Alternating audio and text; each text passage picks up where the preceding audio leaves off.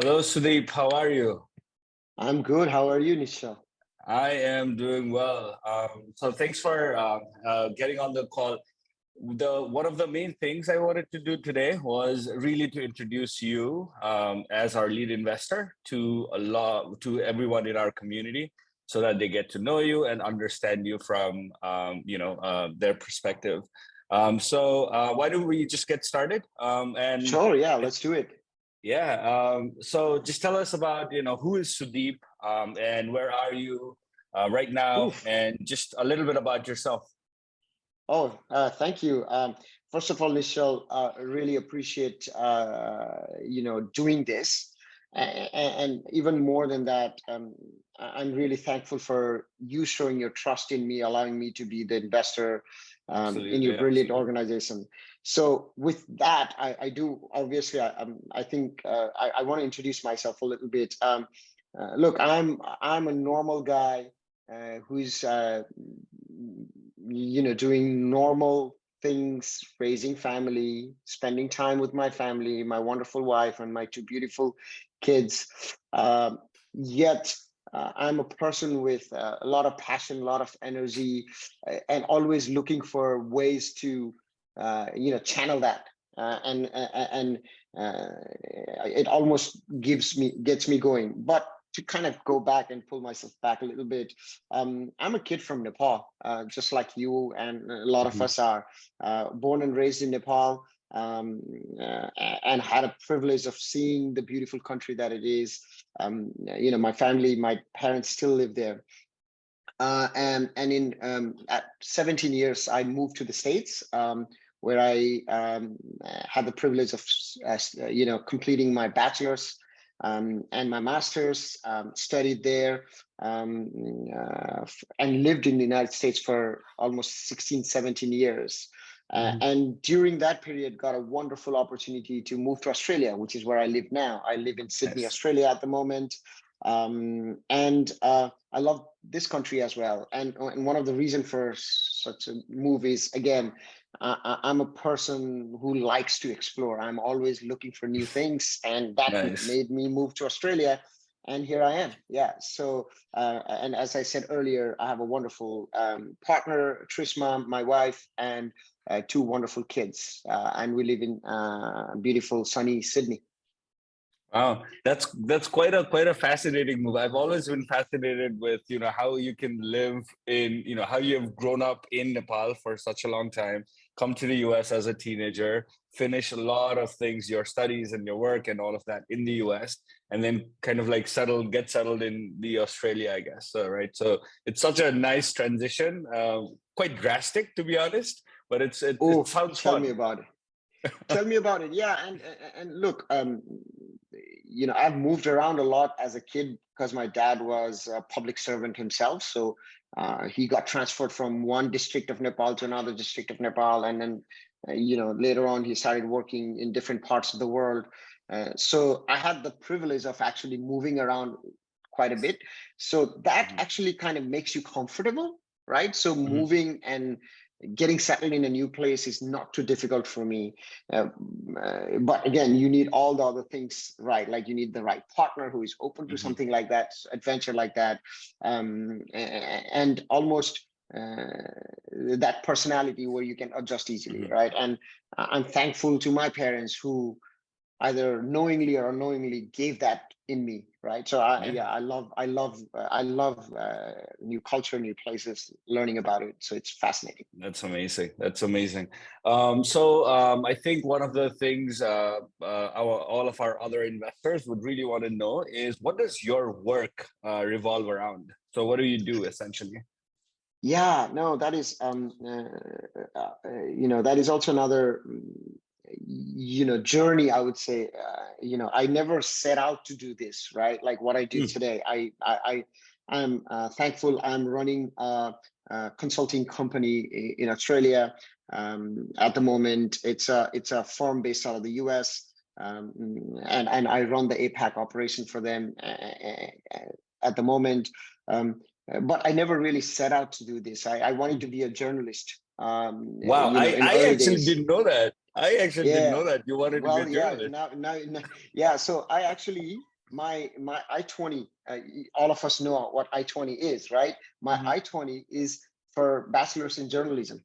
I moved to the Wow. States to study journalism, right? I had a passion for that, right? Mhm. Uh, but then one thing after another, everyone was doing IT and everyone was trying to go to California and San Francisco. And I got pulled into that as well.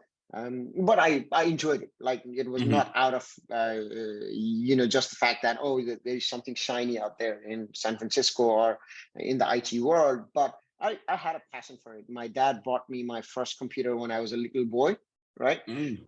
And I started breaking it and rebuilding it and things like that, Wow. right? So I was kind of a geek Mhm. from early age. So yeah, it was kind of natural, even though I still love journalism and writing and all of that, and I enjoy it.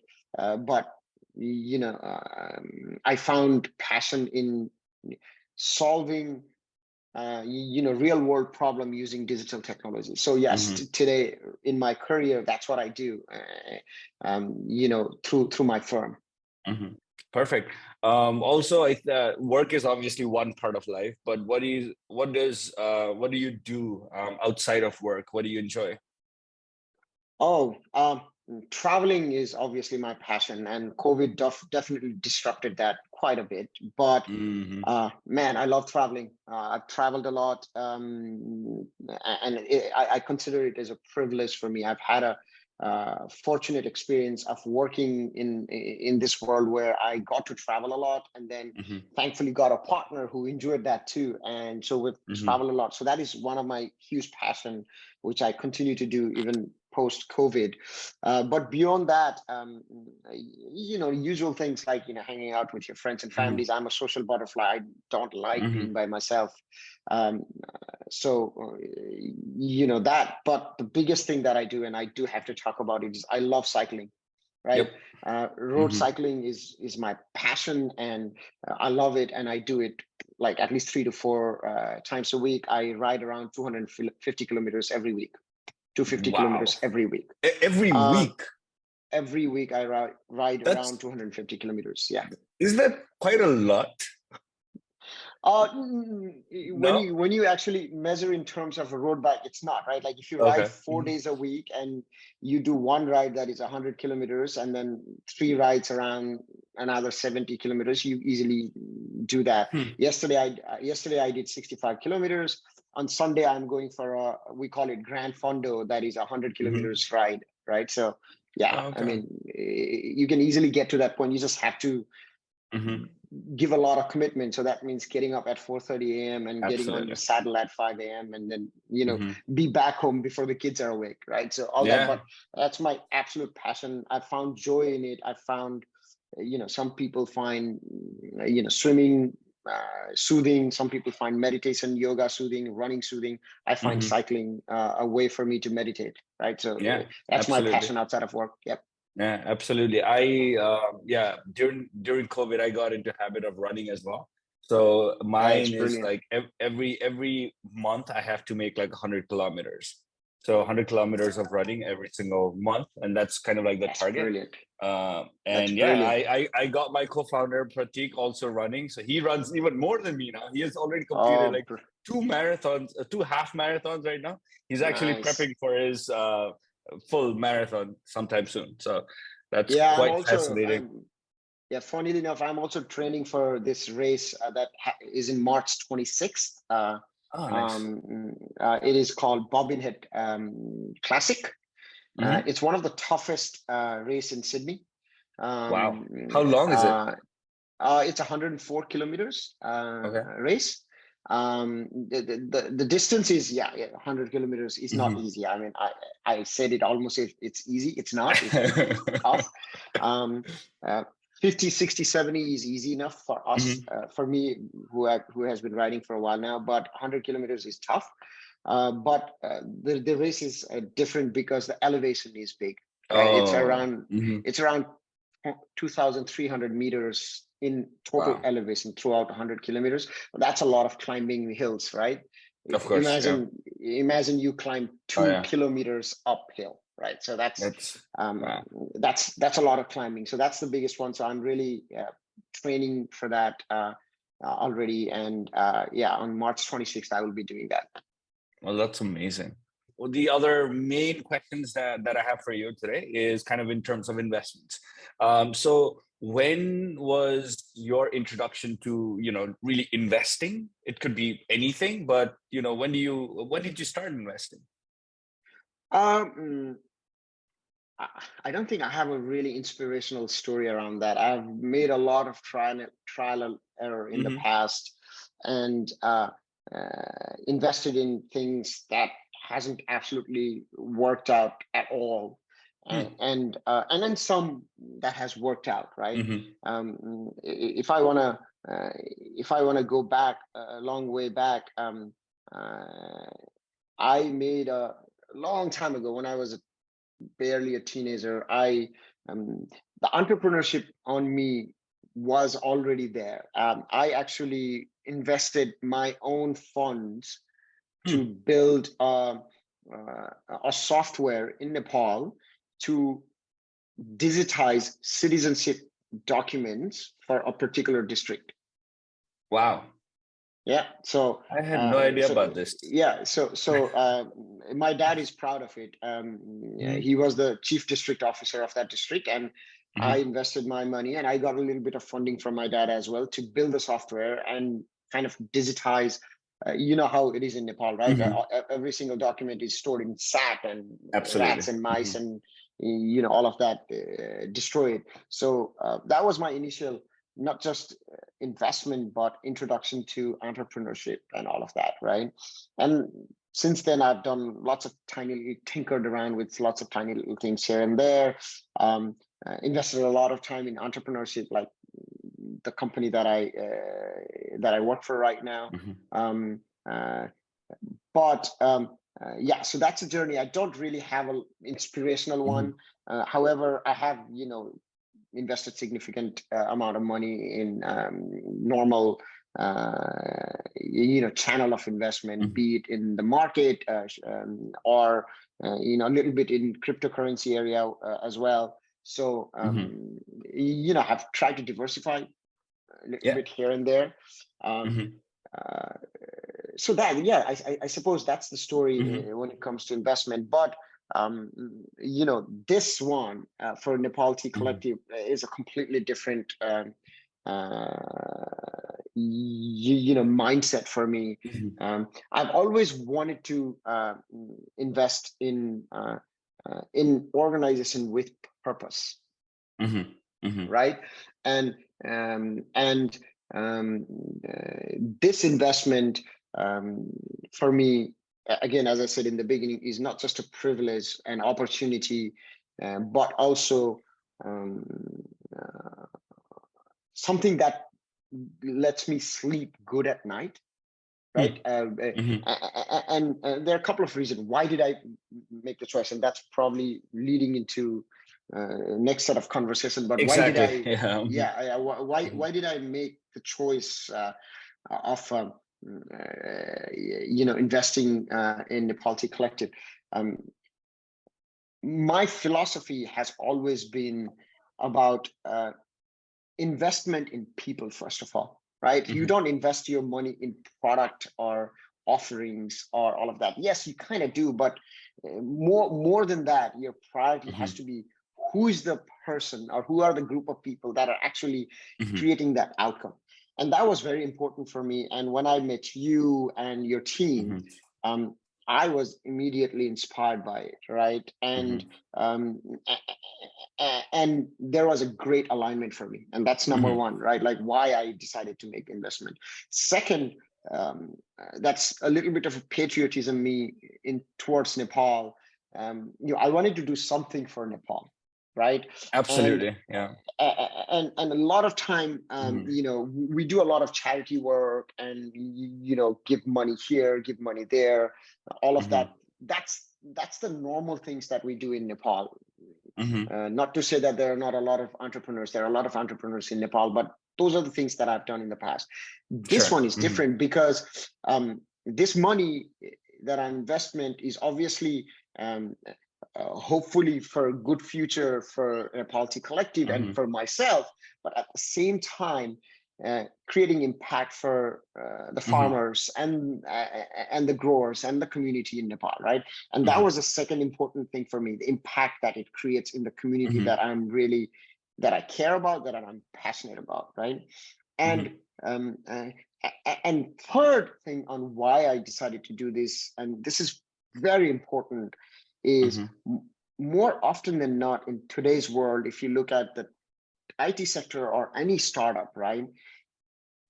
Crazy, exceptional, super fast growth and quick exit is the norm, right? Because there's so much cash flowing. There was, not anymore, but there was so much cash flowing in the market, right?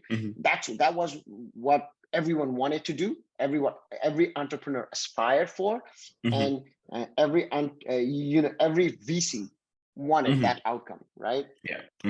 However, what I saw here, the opportunity is an organic growth of an organization that is sustainable, right? Sustainable growth, right? What I don't think I want personally, outcome for me is 10x times growth in the next 3 years. No, that's not what I'm looking for. What I'm really interested in is how do we continue to create the impact in the community and inspire and build amazing talent while, but also a sustainable growth, right? That is long-term, right? Absolutely. And I do see that in this. And those are the three main reasons for me to decide to make the investment. Most importantly, the people, you and your team, right? Second, importantly, the impact that it creates for the community. And third is my vision that I have seen with you is that organic, sustainable growth, right? And absolutely. And those are the main three reasons. Yeah, no, thanks so much for kind of really pointing that out. Just because it really gives us one of the things that we have always aspired to when we are going through these fundraise and kind of talking to a lot of investors. A few things is, they say in the, basically the VC world, or just in terms of, startup funding, I guess, it's very important to know or kind of take smart money, right? Money is kind of available anywhere, but anything that is coming really comes with, some sort of baggage in a way. But if you need it, if you need to have specific alignment with people and investors, and that's exactly what I see with you as well, because all three things that you've kind of mentioned is in complete alignment with what we want as well, right? One of the things is always about kind of building the team is I am now so amazed at what the team is doing, and I have to introduce you to a lot of the other folks that have recently joined. We're already a team of 8 people in Nepal, which is amazing. This 2022 has been a very amazing growth trajectory for us, and everybody, all of the people that are there, even not just investors, but people who are coming to work, one of the most important factors there is because of the impact and the sustainable growth. So absolutely, when you talk about that alignment, absolutely in there. Kind of also in terms of business and impact, I'm always from the foundation of kind of like when I started in 2016, just that impact side of the business has been the core mission of the business, and not just a side thing or a CSR of the company that we do. It's actually ingrained in the mission itself. So if you take out the impact part of the business from our model, the business doesn't exist, right? And that is kind of fundamental to what we're doing, and that exactly gives that level of satisfaction and growth and motivation to really keep going. And yeah, so I'm so proud and honored to have you as our lead investor, and it's just a start of something very big in terms of impact and sustainable growth. So I'm super honored for that. Thank you. And look, the honor and privilege is on my side, actually, right? And I'm not saying this lightly, because what I really, really, really care about, and Trisma is a huge, uh, impact. Trisma has a huge impact in my thinking around that. Is what we really want to do, right?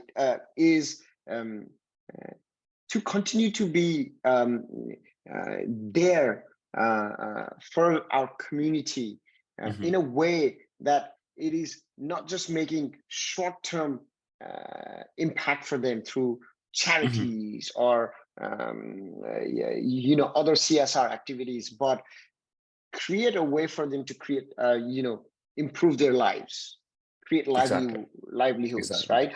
And if everybody in the world, right? Like I'm a capitalist, right? And it might actually come out with, I'm a hardcore capitalist. I think capitalism really can turn around communities, societies, right? And it doesn't have to be absolute capitalism either. There can be empathy-based capitalism where we care for the people that are within the community, that work for us, or that are within the networks, right? And Absolutely. I think this mix up of everything is such a solid combination that makes me proud at where I am putting my hard-earned money, right? And trust me, I can sleep very well thinking that the money goes towards creating impact. Yeah, right? And it's so important for me. I can talk about it for hours, obviously. Yeah, and absolutely. Yeah. Well, so just to give you kind of like a question to kind of end the conversation on this, is what is the one piece of advice that you have for any aspiring entrepreneurs or just investors? One piece of advice that you could live by. What would that be? Oh yeah, lead with empathy. Every single day, lead with empathy. That's the only thing that I've lived by. And look, I've made plenty of mistakes in my life where other priorities overtakes my absolute desire to be always empathy-based leader, right? Lead with empathy. And when I say lead with empathy, you don't have to always be a leader, right? Your investment is also some sort of leadership. When you're putting money in something, some sort of leadership, right? And lead with empathy. And when you're actually path of entrepreneurship, look for a way to have a sustainable growth of your money, right? And if you do that, it's long term.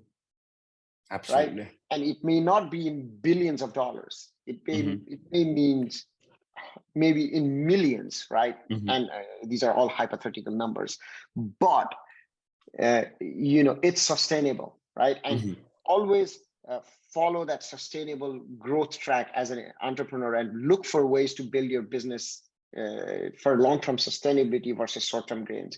And those are the only things that I would suggest. I guess the most important is lead with empathy. Yeah, perfect. No, that's a fantastic way to think about and kind of like having that mantra in a way to kind of doing everything. So, well, thank you so much, Sudeep. It was a pleasure always, and I am just super excited to share all of this with my other investors, my team, and I'm hoping to have you talk to my team as soon as possible, and that's going to be fun. Well, have a great evening there. But yeah, thank you so much. Bye-bye. Thanks, Nicho. Bye.